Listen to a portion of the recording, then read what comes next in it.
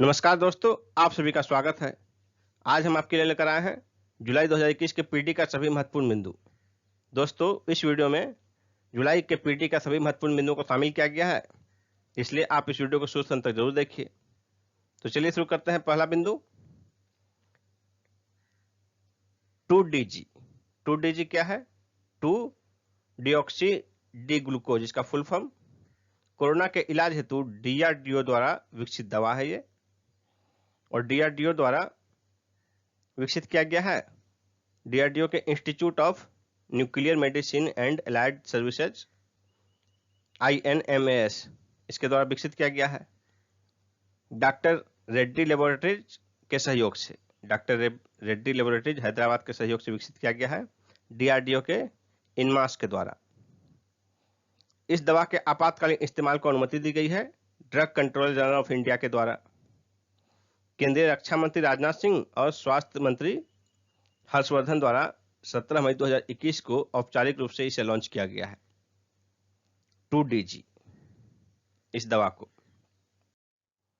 Operation समुद्र सेतु 2 Covid रोगियों के लिए विदेशों से तरल ऑक्सीजन और अन्य चिकित्सकीय सामग्री लाने के लिए भारतीय नौसेना द्वारा चलाया गया ऑपरेशन है। ऑपरेशन समुद्र सेतु 2 मई 2021 में, और इसके पहले समुद्र सेतु 1 जो था वो चलाया गया था मई 2020 में। किस लिए चलाया गया था? लॉकडाउन के दौरान विदेशों में फंसे भारतीयों को वापस लाने के लिए। ऑपरेशन समुद्र सेतु 2 में INS जलाश्व द्वारा 18 cryogenic oxygen tank, 3650 oxygen cylinder तथा 39 वेंटिलेटर सहित अन्य चिकित्सकीय सामग्री 23 मई 2021 को ब्रुनेई और सिंगापुर से विशाखापत्तनम लाया गया। इसके अतिरिक्त अन्य युद्धपोतों को भी लगाया गया है। INS Kochi, INS Kolkata, INS Airavat, INS टबर आदि युद्धपोत को भी ऑपरेशन समुद्र सेतु 2 में लगाया गया है। INS राजपूत, ये 41 वर्ष बाद कार्यमुक्त हुआ 21 मई 2021 को विशाखापत्तनम में। ये शामिल किया गया था 4 मई 1980 को। इसका निर्माण तत्कालीन USSR में हुआ था। यूक्रेन वर्तमान है वो, यूक्रेन में हुआ था, जो उसमें संयुक्त रूस का हिस्सा था, सोवियत रूस का। और INS राजपूत जो है कासिन श्रेणी का है। भारतीय थल सेना के किसी रेजिमेंट के साथ संबद्ध किया जाने वाला नौसेना का पहला युद्धपोत था ये। किस रेजिमेंट के साथ शामिल किया गया था? राजपूत रेजिमेंट के साथ। PNB घोटाले के सह अभियुक्त मेहुल चौकसी एंटीगुआ से फरार होने के बाद डोमिनिका में गिरफ्तार हुआ मई 2021 में। PNB घोटाला लगभग 14,000 करोड़ रुपए का है, 13,578 करोड़ रुपए का PNB घोटाला। मुख्य आरोपी नीरव मोदी है, और ये जो है मेहुल चौकसी, ये नीरव मोदी का मामा है। 2017 से ही फरार होकर एंटीगुआ में रह रहा था, और एंटीगुआ के बाद यहां से फरार हो गया अचानक, लेकिन डोमिनिका में गिरफ्तार हो गया। एंटीगुआ पुलिस के अनुरोध पर इंटरपोल द्वारा इसके लिए येलो कॉर्नर नोटिस जारी किया गया था। इसके बाद डोमिनिका में गिरफ्तार हुआ, और भारत से फरार होने से पहले ही एंटीगुआ और डोमिनिका का नागरिकता इसने प्राप्त कर रखी थी। चक्रवाती तूफान तौकते का पश्चिमी तट पर और यास का पूर्वी तट पर कहर। तौकते आया 18 मई को सौराष्ट्र तट से टकराया। सौराष्ट्र ये गुजरात हो गया। और यास चक्रवात जो है 23-24 मई को बंगाल की खाड़ी में उठा। इससे पश्चिम बंगाल, बिहार, ओडिशा, झारखंड इत्यादि राज्य प्रभावित हुए। और प्रधानमंत्री मोदी जी ने 28 मई को बाढ़ग्रस्त जिले का हवाई दौरा कर ओडिशा, पश्चिम बंगाल और झारखंड के लिए 1,000 करोड़ रुपए का अंतरिम राहत सहायता की घोषणा की। और उधर गुजरात के लिए भी 1,000 करोड़ रुपए की राहत सहायता की घोषणा की गई थी प्रधानमंत्री मोदी जी के द्वारा। महेश जेठमलानी राज्यसभा के नए मनोनीत सदस्य। स्वप्न दास गुप्ता भी पुनः मनोनीत किए गए राज्यसभा के लिए। महेश जेठमलानी अधिवक्ता हैं, और प्रसिद्ध अधिवक्ता राम जेठमलानी के पुत्र हैं ये। रघुनाथ महापात्र के कोरोना संक्रमण से 9 मई को मृत्यु हो जाने पर जो सीट रिक्त हुआ था, उनके स्थान पर महेश जेठमलानी को मनोनीत किया गया। और स्वप्न दास गुप्ता जो है, इनका मनोनयन किया गया इन्हीं के द्वारा खाली किए गए सीट पर। पश्चिम बंगाल में चुनाव के दौरान जो है विधानसभा चुनाव लड़ने के लिए इन्होंने त्यागपत्र दिया था। बीजेपी के टिकट से चुनाव लड़े थे, लेकिन हार गए। हारने के बाद इन्हें पुनः उन्हीं के द्वारा खाली किए गए सीट पर मनोनीत किया गया। स्वदेश निर्मित गश्ती पोत ICGS सजग तटरक्षक बल में शामिल किया गया 29 मई 2021 को। गोवा शिपयार्ड लिमिटेड द्वारा निर्मित अपतटीय गश्ती पोत है ये।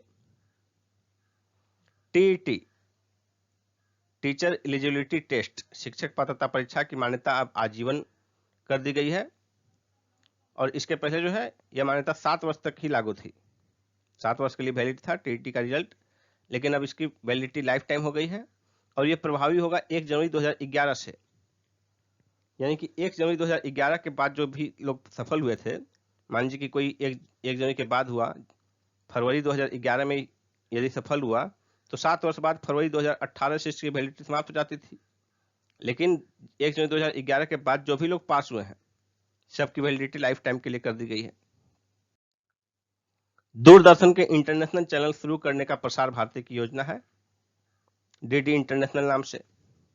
BBC की वर्ल्ड सर्विस तथा अमेरिका के CNN न्यूज चैनल के तर्ज पर भारत में भी प्रसार भारती दूरदर्शन का अंतर्राष्ट्रीय चैनल प्रारंभ करने की योजना बना रहा है। इससे भारत को वैश्विक स्तर पर अपना पक्ष रखने में मजबूती प्रदान होगी। वैश्विक स्तर पर लोग इस इंटरनेशनल चैनल को देख पाएंगे। फ्रांस से 3 अन्य राफेल विमान की छठी खेप 6 मई 2021 को भारत पहुंची।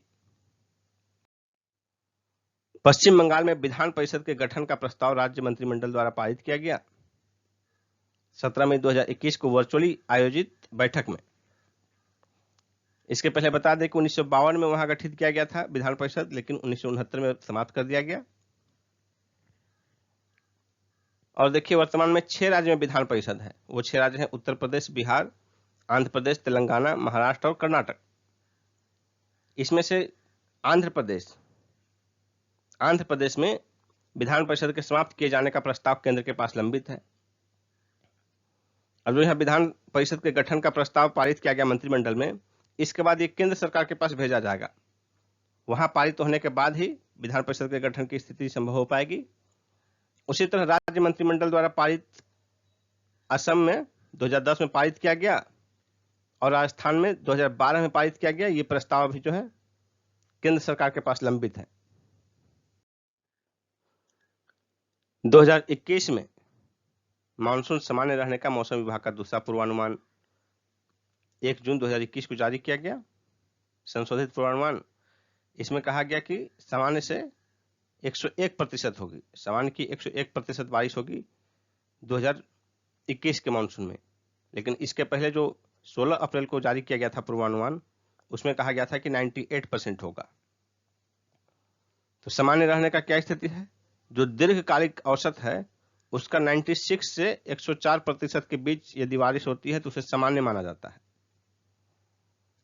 तो पहले पूर्वानुमान में 98% था, वो भी सामान्य था, और जो संशोधित पूर्वानुमान है उसमें 101% है, ये भी सामान्य के रेंज में है दीर्घकालिक औसत का। भारत और ब्रिटेन के प्रधानमंत्रियों की शिखर वार्ता वर्चुअली संपन्न हुई 4 मई 2021 को।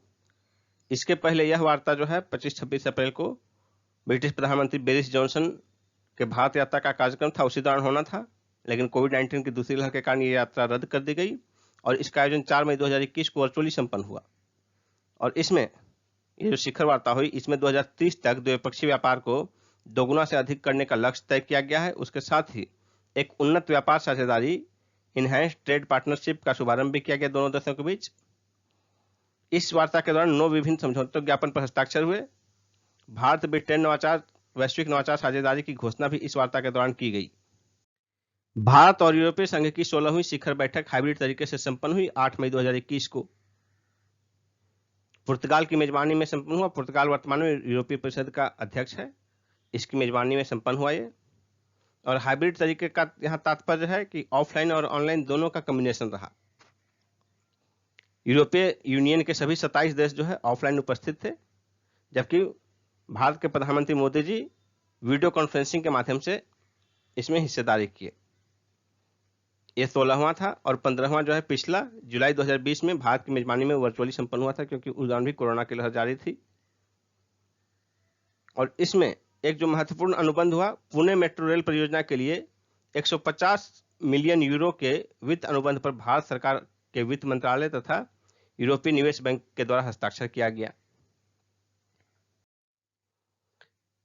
चीन में परिवार नियोजन की नीतियों में परिवर्तन किया गया 21 मई 2021 को। इसके तहत तीसरा बच्चा पैदा करने के दंपतियों को अनुमति दी गई।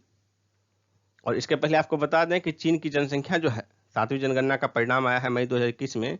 इसके मुताबिक चीन की आबादी 141.178 करोड़ है, यानी कि 141 करोड़ 17 लाख 80 हजार। और इसमें जो है 141 करोड़ में 26.4 करोड़ आबादी जो है चीन की 60 प्लस है। इसलिए कहा जा रहा है कि चीन जो है बूढ़ा हो रहा है, क्योंकि इसकी एक बड़ी आबादी बुढ़ापे की स्थिति में जा रही है। और एक बच्चा की नीति के तहत जो था, बच्चे की आबादी कम हो गई है, युवा पीढ़ी अभी कम पड़ रही है वहां, और उसकी अपेक्षा बुजुर्गों की संख्या बढ़ रही है। 1980 में प्रति दंपत्ति एक बच्चा की नीति अपनाई गई थी। धीरे धीरे जनसंख्या बहुत नियंत्रित हुआ, फिर इसे 2016 में दूसरे बच्चे की अनुमति प्रदान की गई, और फिर 2021 में 31 मई 2021 को तीसरे बच्चे की अनुमति प्रदान की गई है, ताकि जनसंख्या अपनी अच्छी स्थिति में बरकरार रहे, निगेटिव पॉपुलेशन का फेज न जाए, और बुजुर्गों की संख्या कमाऊ आबादी से बहुत ज्यादा मात्रा में न हो, क्योंकि बुजुर्ग की संख्या जो है कमाऊ नहीं होती है, वर्किंग फेज नहीं होता ये। लेकिन वहां एक परेशानी इसमें यह है व्यवहारिक, कि विवाहित जोड़ों को तीसरे बच्चे के लिए मानसिक रूप से तैयार करना मुश्किल काम होगा वहां। ये समझिए कि 1980 से अभी 40 वर्ष हो गए। इस 40 वर्ष में लगभग 2 पीढ़ी गुजर चुकी, और जो बचपन से देख रहा है कि एक बच्चा ही पैदा करना है लोगों को, समाज एक बच्चा ही पैदा कर रहा है, वैसे स्थिति में लोगों को 3 बच्चे पैदा करने के लिए प्रोत्साहित करना, तैयार करना बहुत मुश्किल होगा। अब्दुल्ला राशिद, ये मालदीव के हैं, संयुक्त राष्ट्र महासभा के 76वें संघ के अध्यक्ष निर्वाचित हुए हैं। 76वां सत्र जो प्रारंभ होगा 16 सितंबर 2021 से। अफगानिस्तान के पूर्व विदेश मंत्री जलमाई रसूल भी उम्मीदवार थे, लेकिन 143-48 मत के अंतर से हार गए। मालदीव के अब्दुल्ला राशिद को 143 मत मिला, और अफगानिस्तान के पूर्व विदेश मंत्री जमलाई रसूल को 48 मत मिले मात्र। ये 76वां सत्र के लिए अध्यक्ष है। वर्तमान में जो 75वें सत्र के अध्यक्ष वोल्कन बोजकिर, ये तुर्की के हैं। नेपाल में संसद पुनः भंग, 12 और 19 नवंबर 2021 को नए चुनाव कराने का राष्ट्रपति का आदेश जारी किया गया है। राष्ट्रपति वहां के हैं विद्या देवी भंडारी। सीरिया में 7 वर्ष के एक और कार्यकाल के लिए बशर अल असद राष्ट्रपति पुनर्निर्वाचित हुए हैं। ये इनका चौथा कार्यकाल होगा। इसके पहले 3 वर्ष का, यानी कि 7 गुना 3, 21 वर्ष से वो राष्ट्रपति रहे हैं लगातार। और इसके पहले, इनसे पहले इनके पिता हाफिज अल असद जो है 1971 से 2000 ईस्वी तक रहे, और 2000 के बाद से 2021 तक 3 वर्ष के कार्यकाल इनका पूरा हुआ है। मालदीव के अड्डू शहर में भारत का वाणिज्य दूतावास खोलने का निर्णय लिया गया है सरकार के द्वारा। माली में सैन्य विद्रोह मई 2021 में हुआ, और जो है इसके पहले पिछले 1 दशक में 2 अन्य विद्रोह भी हो चुके हैं, 2012 में और 2020 में। और पिछले 1 दशक में मई 2021 का जो विद्रोह है, ये तीसरा विद्रोह है। उपराष्ट्रपति असीमी गोइता द्वारा यह विद्रोह किया गया है। सैन्य प्रमुख भी ये हैं, इन्होंने राष्ट्रपति प्रधानमंत्री सबको बंदी बना लिया और विद्रोह हो गया। इजराइल और फिलिस्तीन के बीच 11 दिन के युद्ध के पश्चात युद्ध विराम 20 मई 2021 को हुआ, अमेरिकी दबाव में, मिस्र की अध्यक्षता में। यह बिंदु महत्वपूर्ण है, मिस्र की अध्यक्षता में। मंगल ग्रह पर चीन ने अपना रोवर उतारा। उस रोवर का नाम है झुरोंग। 14 मई 2021 को उतारा। झुरोंग का जो है ये तियानवेन-1 ऑर्बिटर का भाग है। तियानवेन-1 को 23 जुलाई 2020 को प्रक्षेपित किया गया था, और यह 10 फरवरी 2021 को मंगल की कक्षा में प्रवेश किया, और वहां से 14 मई 2021 को पैराशूट की मदद से उसके सतह पर उतरा। और मंगल ग्रह के सतह पर अपना रोवर उतारने वाला चीन जो है अमेरिका के बाद दूसरा देश है। 2020-21 में राष्ट्रीय आय के संबंध में CSO का अंतिम अनुमान 31 मई 2021 को जारी किया गया। इसमें कुछ महत्वपूर्ण तथ्य हैं, देखिए।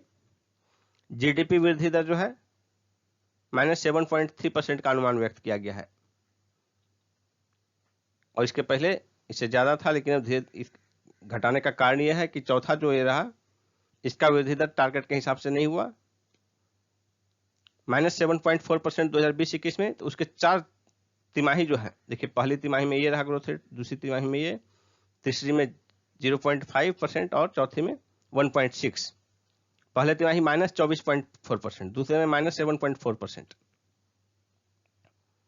इस प्रकार कुल औसत जो रहा -7.3%। GDP at constant price 135.13 lakh crore रुपए। भारत का जीडीपी कांस्टेंट प्राइस मतलब 2011-12 के बेस प्राइस पर, स्थिर मूल्य पर। एनएनपी एट कांस्टेंट प्राइस, इसी को नेशनल इनकम कहा जाता है, 117.46 लाख करोड़ रुपए। पर कैपिटा इनकम, प्रति व्यक्ति आय एट कांस्टेंट प्राइस, स्थिर मूल्य पर 86,659 रुपये। इसमें पिछले वर्ष की अपेक्षा 8.4% की गिरावट दर्ज की गई है। जीडीपी एट करेंट प्राइस, वर्तमान मूल्य पर 197.46 लाख करोड़ रुपए, और प्रति व्यक्ति आय per capita income at current price है 1,28,829 रुपये, और इसमें 4% की गिरावट दर्ज की गई है पिछली बार की अपेक्षा।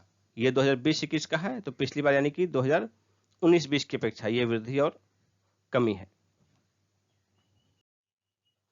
2020 में विदेशों से धन संप्रेषण,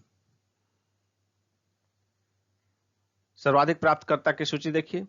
शीर्ष पर भारत है 83.1 बिलियन डॉलर, दूसरे स्थान पर चीन है 59.5 बिलियन डॉलर, तीसरे स्थान पर मैक्सिको, चौथे स्थान पर फिलीपींस, पांचवें स्थान पर मिस्र और छठे स्थान पर पाकिस्तान है। इसमें पिछली बार की अपेक्षा 2019 की अपेक्षा भारत में जो है 0.2% की कमी आई है, पाकिस्तान में 17.4% की वृद्धि हुई है। और बाह्य प्रवाह, ये तो अंतर प्रवाह का रहा। बाह्य प्रवाह किस देश में से सबसे ज्यादा धन भेजेगा दूसरे देशों में, तो उसमें शीर्ष पर है अमेरिका 68 बिलियन डॉलर, दूसरे स्थान पर संयुक्त अरब अमीरात यूएई 43 बिलियन डॉलर, तीसरे स्थान पर सऊदी अरब 34.5 बिलियन डॉलर, और भारत से कुल 7 बिलियन डॉलर धन का बाह्य प्रवाह हुआ 2020 में। 2020-21 में भारत में एफडीआई में वृद्धि हुई, कितनी वृद्धि हुई? 10%। 2020-21 में 2019-20 में रहा था 74.39 बिलियन डॉलर, जो कि 2020-21 में 10% बढ़कर लगभग 81.72 बिलियन डॉलर हो गया। और सर्वाधिक एफडीआई किस देश से हुआ भारत में? सिंगापुर से सर्वाधिक एफडीआई हुआ। कुल भारत के कुल एफडीआई में सिंगापुर का हिस्सा 29%, दूसरे स्थान पर अमेरिका 23% और तीसरे स्थान पर मॉरिशस 9%। सर्वाधिक एफडीआई किस क्षेत्र में हुआ? कंप्यूटर सॉफ्टवेयर एंड हार्डवेयर के क्षेत्र में। कुल एफडीआई का 44% भारत में जो है, भारत में कुल एफडीआई का 44% कंप्यूटर सॉफ्टवेयर एंड हार्डवेयर के क्षेत्र में हुआ। सेकंड निर्माण के क्षेत्र में 13%, उसके बाद सेवा के क्षेत्र में 8%। अब राज्यों में देखा जाए तो सर्वाधिक एफडीआई गुजरात में हुआ, कुल एफडीआई का 37% अकेले गुजरात में हुआ। दूसरे स्थान पर महाराष्ट्र है, कुल एफडीआई का 27%, और तीसरे स्थान पर कर्नाटक है, कुल भारत में हुए एफडीआई का 13% कर्नाटक में हुआ। कोरोना की दूसरी लहर के दुष्प्रभावों से राहत के लिए आरबीआई ने राहत पैकेज की घोषणा की है 5 मई 2021 को। इसे नाम दिया गया है रिजोल्यूशन फ्रेमवर्क 2.0।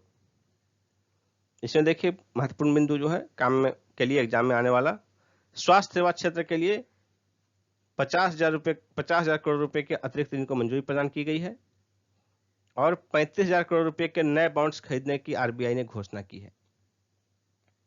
इससे मार्केट में तरलता बढ़ेगी। 2020-21 जुलाई से मार्च के 9 महीनों के लिए 99,122 करोड़ रुपए का लाभांश आरबीआई ने सरकार को हस्तगत किया। 2020-21 यानी कि 1 मार्च 2020 से 1 अप्रैल 2020 से 31 मार्च 2021 तक ये वित्तीय वर्ष है भारत का। लेकिन आरबीआई का जो ईयर चलता है, कैलकुलेशन ईयर, वो चलता था 1 जुलाई से 30 जून, और इस बार सरकार ने इसको परिवर्तित करके 1 अप्रैल से 31 मार्च तक किया है। और इसी के तहत ट्रांजिशन फेज में पिछले बार तो शुरू हुआ 1 जुलाई से, लेकिन आगे जब आप 1 अप्रैल से शुरू करेंगे तो किसी को तो ट्रांजिशन फेज में कमी करना पड़ेगा। तो अभी जो चला 1 जुलाई 2020 से 31 मार्च 2021 तक में समाप्त कर दिया गया, ताकि 1 अप्रैल से जो है नया वित्तीय वर्ष इसका शुरू हो आरबीआई का। तो इस वित्तीय वर्ष में मात्र 9 महीने ही रहे। इस 9 महीने के दौरान ही आरबीआई ने कुल लाभांश अपना जो है 99,122 करोड़ रुपए का लाभांश सरकार को हस्तांतरित किया। इस प्रकार जो है 2020-21 से आरबीआई के लेखा वर्ष में परिवर्तन किया गया है। आईडीबीआई बैंक में रणनीतिक विनिवेश के लिए सरकार ने मंजूरी प्रदान की है 5 मई 2021 को। वर्तमान में इसमें सरकार की हिस्सेदारी है 45.48% और एलआईसी की हिस्सेदारी है 49.24%। एलआईसी ही वर्तमान में इसका प्रबंधन नियंत्रण के साथ साथ प्रोमोटर भी है। 2020-21 में देश में खाद्यान्नों सहित अधिकांश उपजों का रिकॉर्ड उत्पादन हुआ। कृषि मंत्रालय का तीसरा अग्रिम अनुमान में यह व्यक्त किया गया है। तीसरा अग्रिम अनुमान 25 मई 2021 को आया और इसमें कहा गया कि 2020-21 में मानसून जो है दीर्घकालीन औसत से 9% अधिक है, जबकि 2021-22 के लिए जो है 2021-22 में यह व्यक्त किया गया है 101%।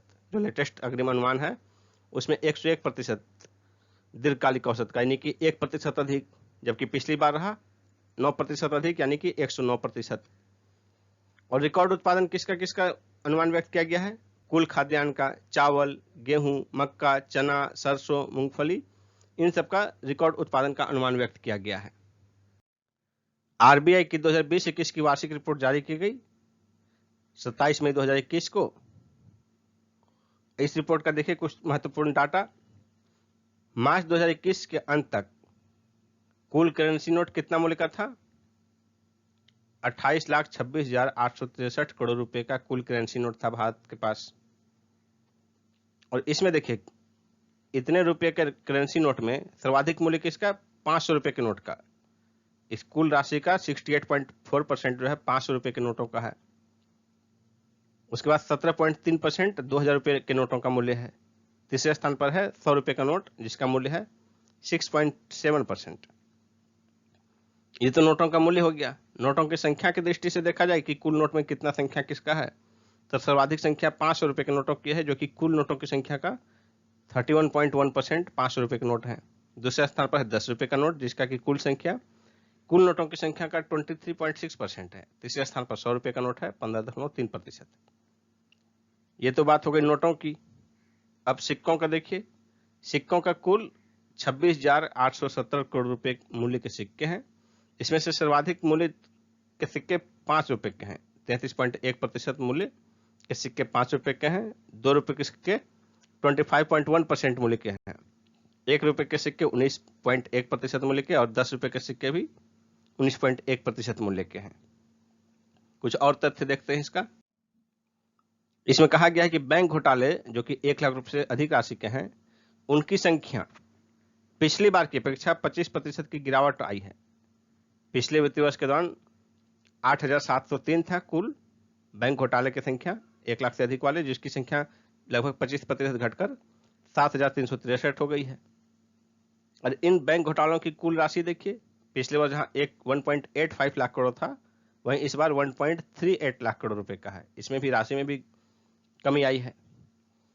इसी में कहा गया है वार्षिक रिपोर्ट में, पंजीकृत बैंकों की कुल संख्या भारत में है 2058, जिसमें से 139 वाणिज्यिक बैंक हैं और 1,919 सहकारी बैंक हैं। जीडीपी ग्रोथ रेट बताया है आरबीआई ने 2020-21 में -7.3% और 2021-22 के लिए अनुमान व्यक्त किया गया है 9.5%। नेशनल ऑटोमेटेड क्लियरिंग हाउस अब सप्ताह में सभी दिन उपलब्ध होगा 1 अगस्त 2021 से। इसके पहले यह बैंक के वर्किंग डे पर ही लागू होता था, लेकिन अब सभी दिन उपलब्ध होगा। स्ट्रेस रिजोल्यूशन फ्रेमवर्क 2.0 के तहत ऋण लेने वालों के लिए ऋण सीमा 25 करोड़ रुपए से बढ़ाकर 50 करोड़ रुपए कर दी गई है। एमएसएमई की ऋण आवश्यकताओं को और अधिक सहायता और समर्थन देने के लिए सिडबी को 16,000 करोड़ रुपए की विशेष लिक्विडिटी सुविधा दी जा रही है। कुछ प्रमुख नियुक्ति देखिए। अरुण कुमार मिश्रा राष्ट्रीय मानवाधिकार आयोग के अध्यक्ष नियुक्त किए गए हैं। टीवी नरेंद्रन भारतीय उद्योग परिसंघ सीआईआई के अध्यक्ष निर्वाचित किए गए 2021-22 के लिए। इसके पहले ये 2020-21 के लिए सीआईआई के मनोनीत अध्यक्ष थे। अब वर्तमान में सीआईआई के मनोनीत अध्यक्ष कौन है 2021-22 में? संजीव बजाज। सुबोध कुमार जायसवाल सीबीआई के नए निदेशक हैं। जयंत चौधरी राष्ट्रीय लोक दल के नए अध्यक्ष बनाए गए हैं। मृदुल कुमार मैक्सिको में भारत के नए राजदूत नियुक्त किए गए हैं। एस बालचंद्रन सूरीनाम में भारत के नए राजदूत नियुक्त किए गए हैं। रामकरण वर्मा केंद्रीय अफ्रीकी गणराज्य में भारत के राजदूत का अतिरिक्त प्रभार इन्हें दिया गया है। ये कांगो में भारत के राजदूत हैं। कुलदीप सिंह सीआरपीएफ के महानिदेशक हैं। इन्हें एनआईए का महानिदेशक का अतिरिक्त प्रभार दिया गया है। अरविंद कुमार आईबी के निदेशक हैं। इनके कार्यकाल में 1 वर्ष की वृद्धि की गई है। सामंत कुमार गोयल राव के निदेशक हैं। इनके कार्यकाल में 1 वर्ष की वृद्धि की गई है। कुछ प्रमुख निधन देखिए इस दौरान के। जगमोहन मल्होत्रा जम्मू कश्मीर के पूर्व राज्यपाल थे। 3 मई को इनकी मृत्यु हो गई। चौधरी अजित सिंह राष्ट्रीय लोक दल के अध्यक्ष केंद्रीय मंत्री भी रहे हैं। 6 मई को इनकी मृत्यु हो गई कोरोना संक्रमण से। श्री कुमार बनर्जी परमाणु ऊर्जा आयोग के पूर्व अध्यक्ष थे। 23 मई को इनकी मृत्यु हो गई। सुंदरलाल बहुगुणा पर्यावरणविद चिपको आंदोलन के प्रणेता 23 मई को उनकी मृत्यु हो गई, कोरोना संक्रमित थे। ओपी भारद्वाज ये मुक्केबाजी कोच थे। 21 मई को इनकी मृत्यु हो गई। के अग्रवाल प्रसिद्ध डॉक्टर थे। इंडियन मेडिकल एसोसिएशन के अध्यक्ष थे। हार्ट स्पेशलिस्ट थे। 17 मई को इनकी मृत्यु हो गई। सुनील कुमार जैन ये पत्रकार थे। 15 मई को इनकी मृत्यु हो गई। एमएस नरसिम्हम टीआईएफआर से संबद्ध प्रसिद्ध गणितज्ञ थे। 15 मई को इनकी मृत्यु हो गई। TIFR Tata institute of fundamental research इससे संबद्ध गणितज्ञ थे। मिस यूनिवर्स 2020 एंड्रिया मेजा मैक्सिको के हैं। इन्हें चुना गया है। इसमें रनर अप देखिए। पहला रनर अप ब्राजील का जूलिया गामा, दूसरा रनर अप पेरू का जेनिक मासेटा और तीसरा रनर अप भारत के एडलाइन कैस्टेलिना। CNR राव इन्हें एनी अंतर्राष्ट्रीय पुरस्कार से सम्मानित किया गया है एनर्जी फ्रंटियर्स में अनुसंधान के लिए। सुशील कुमार प्रसिद्ध भारतीय पहलवान जो कि 4 मई को अपने साथी पहलवान सागर धनखड़ की हत्या के आरोप में 23 मई को गिरफ्तार किए गए। इनके बारे में कुछ महत्वपूर्ण तथ्य देखिए। 2008 में बीजिंग ओलंपिक में कांस्य पदक जीता। 2012 के लंदन ओलंपिक में रजत पदक जीता। 2010 में मास्को विश्व चैंपियनशिप में स्वर्ण पदक जीता। 2010, 14 और 18 में कॉमनवेल्थ गेम में स्वर्ण पदक जीता। बोरिस जॉनसन ये चर्चा में रहे। 29 मई 2021 को अपनी मंगेतर कैरी साइमंड्स के साथ विवाह के कारण ये इनका तीसरा विवाह था। इसके पहले इनकी 2 पत्नियों के साथ तलाक हो चुका है और अपने से 23 वर्ष छोटी मंगेतर के साथ। और ये ऐसा पहली बार हो रहा है कि ब्रिटेन का कोई प्रधानमंत्री अपनी मंगेतर के साथ प्रधानमंत्री आवास में रह रहा हो। 2019 में सगाई के बाद से जो है इनकी मंगेतर प्रधानमंत्री आवास में इनके साथ ही रह रही थी। 29 मई 2021 को विवाह बंधन में बंधे। कुछ बुक्स देखते हैं। Stories I must tell the emotional life of an actor, इसके लेखक हैं कबीर वेदी। इंडिया एंड एशियन जियोपॉलिटिक्स, इसके लेखक हैं Shivshankar Menon. How to avoid a climate disaster, Bill Gates की रचना है। India's power elite caste class and culture revolution, इसके लेखक हैं Sanjay Baru. Sooley one man one hope, इसके लेखक हैं जॉन ग्रिशम। स्पेस एक्स का कैप्सूल अंतर्राष्ट्रीय स्पेस स्टेशन से 4 अंतरिक्ष यात्रियों को वापस पृथ्वी पर लाया 2 मई 2021 को, और ये वहां ले गए थे। नवंबर 2020 में ये सभी अंतरिक्ष यात्री गए थे अंतर्राष्ट्रीय अंतरिक्ष स्टेशन पर। स्पेस एक्स का कैप्सूल रिजिलियंस के दौरान इन्हें वापस लाया गया। इटली में आल्प्स पर्वत श्रृंखला में केबल कार दुर्घटना में 14 लोगों की मृत्यु हो गई 23 मई 2021 को। कांगो में नीरागोंगा ज्वालामुखी में विस्फोट हुआ 22 मई 2021 को और इसमें 19 वर्ष के पश्चात विस्फोट हुआ है। इसमें 30 से अधिक लोगों की मृत्यु हो गई, जबकि 19 वर्ष पूर्व जब इसमें विस्फोट हुआ था 2002 में, तो इसमें सैकड़ों लोग मारे गए थे। वायुसेना का मिग 21 विमान पंजाब में मोगा के निकट दुर्घटनाग्रस्त हो गया 20 मई 2021 को, जिसमें पायलट की मृत्यु हो गई। कामी रीता शेरपा, ये नेपाल के 51 वर्षीय हैं पर्वतारोही। मई 2021 में रिकॉर्ड 25वीं बार इन्होंने एवरेस्ट का आरोहण किया। इसके पहले 24 का इन्हीं का रिकॉर्ड था। सांग चिन हंग, ये हांगकांग की महिला पर्वतारोही हैं। मई 2021 में सबसे तेजी से एवरेस्ट चढ़ने का इन्होंने रिकॉर्ड बनाया, मात्र 25 घंटे 50 मिनट में। मलेरकोटला पंजाब का 23वां जिला बनाया गया है। इसकी घोषणा 14 मई 2021 को पंजाब के मुख्यमंत्री ने की और ये जो है संगरूर जिले को काटकर बनाया जाएगा। 31वां एशियाई गैर पेशेवर मुक्केबाजी चैंपियनशिप 2021 24 से 31 मई 2021 के बीच संयुक्त अरब अमीरात के दुबई में संपन्न हुआ। पदक तालिका में शीर्ष पर रहा कजाकिस्तान, दूसरे स्थान पर उज्बेकिस्तान, तीसरे स्थान पर मंगोलिया, चौथे स्थान पर भारत। भारत ने 2 स्वर्ण, 5 रजत और 8 कांस्य सहित कुल 15 पदक जीते। कजाकिस्तान ने सर्वाधिक 8 स्वर्ण, 6 रजत और 2 कांस्य सहित 16 पदक जीते। जबकि सबसे अधिक पदक की बात की जाए इसमें तो उज्बेकिस्तान ने जीता 18 पदक, लेकिन स्वर्ण कम होने के कारण शीर्ष पर कजाकिस्तान रहा। भारत ने जो 2 स्वर्ण, 5 रजत और 8 कांस्य सहित कुल 15 पदक जीते, इसमें महिलाओं द्वारा 10 पदक जीते गए और पुरुषों द्वारा 5 पदक। 5 में से देखिए 1 स्वर्ण, 2 रजत और 2 कांस्य। 1 स्वर्ण जीता संजीत कुमार ने पुरुषों का और 2 रजत जीते अमित पंघल और शिव थापा ने। उसी तरह महिलाओं का जो 1 स्वर्ण है वो पूजा रानी ने जीता और 3 रजत जो है महिलाओं का वो मैरी कॉम, लाल बुअत सही और अनुपमा कुंडू ने जीता। मैड्रिड ओपन 2021 टेनिस का पुरुष एकल का खिताब जर्मनी के अलेक्जेंडर ज्वेरेव ने जीता, इटली के मैटियो बेरेनिटी को हराकर।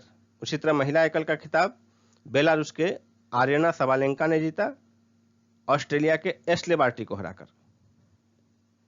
इटालियन ओपन 2021 टेनिस का पुरुषों का एकल खिताब स्पेन के राफेल नडाल ने सर्बिया के नोवाक जोकोविच को फाइनल में हराकर जीता। उसी तरह फीमेल का जो है एकल पोलैंड के ईगा स्विटेक ने चेक गणराज्य के कैरोलिना प्लिस्कोवा को हराकर जीता। मई 2021 में 3 फार्मूला 1 रेसों का आयोजन हुआ, पुर्तगाली grand prix, Spanish grand prix और मोनाको ग्रैंड प्रिक्स। पुर्तगाली ग्रैंड प्रिक्स और स्पेनिश ग्रैंड प्रिक्स में प्रथम स्थान पर है लुइस हैमिल्टन मर्सिडीज के और दूसरे स्थान पर मैक्स वर्स्टापेन रेड बुल के। जबकि मोनाको ग्रैंड प्रिक्स जो कि मॉन्टे कार्लो में संपन्न हुआ, मोंट कार्लो में, इसमें विजेता रहे मैक्स वर्स्टापेन, इन्होंने हराया फरारी के सी सेंज जूनियर को। लियोन ओपन टेनिस 2021 पुरुषों का एकल खिताब इसमें जीता ग्रीस के स्टेफानोस सित्सिपास ने, हराया कैमरून नोरू, ब्रिटेन के कैमरून नोरू को। स्टेफानोस सित्सिपास का ये जो है इस सत्र का दूसरा खिताब था। पुरुष युगल का खिताब मोनाको के ह्यूगो निस तथा जर्मनी के टिम पुट के नाम रहा। यूरोपीय बैडमिंटन चैंपियनशिप 2021 27 अप्रैल से 2 मई 2021 के बीच यूक्रेन के कीव में संपन्न हुआ। पुरुष एकल का खिताब डेनमार्क के एंडर्स एंटोनसेन ने अपने ही देश के विक्टर एक्सेलसेन को हराकर जीता और महिला एकल का खिताब स्पेन के कैरोलिना मारिन ने डेनमार्क के लाइन क्रिस्टोफेरसेन को हराकर जीता। इस टूर्नामेंट में पुरुष युगल और मिश्रित युगल का खिताब रूसी जोड़ियों ने जीता, जबकि महिला युगल का खिताब बुल्गारिया की जोड़ी ने जीता। पीजीए चैंपियनशिप 2021 गोल्फ का 20 से 23 मई 2021 के बीच अमेरिका के साउथ कैरोलिना में संपन्न हुआ। इसका खिताब फिल मिकेल्सन ने जीता। ये 50 वर्षीय हैं और कोई मेजर चैंपियनशिप जीतने वाले सबसे उम्रदराज गोल्फर बन गए। यह इनका दूसरा पीजीए तथा छठा मेजर खिताब था। अगस्ता मास्टर्स 2021 गोल्फ का 8 से 11 अप्रैल 2021 के बीच जॉर्जिया के अगस्टा में संपन्न हुआ। जापान के 29 वर्षीय हिदेकी मत्सुयामा ने कोई मेजर गोल्फ खिताब जीतने वाली पहली जापानी खिलाड़ी बन गई हैं गोल्फर। उसी तरह स्पेनिश लीग का 90वां ला लीगा लीग टूर्नामेंट इसे एटलेटिको मैड्रिड ने 11वीं बार जीता। नरेंद्र बत्रा भारतीय ओलंपिक संघ के अध्यक्ष हैं। लगातार दूसरे कार्यकाल हेतु अंतर्राष्ट्रीय हॉकी महासंघ के अध्यक्ष निर्वाचित हुए हैं। दोस्तों, इसका MCQ जल्दी ही आएगा, उसे देखना नहीं भूलिएगा। और यदि यह वीडियो आपको पसंद आया हो तो इसे लाइक कीजिए, अधिक से अधिक शेयर कीजिए। धन्यवाद।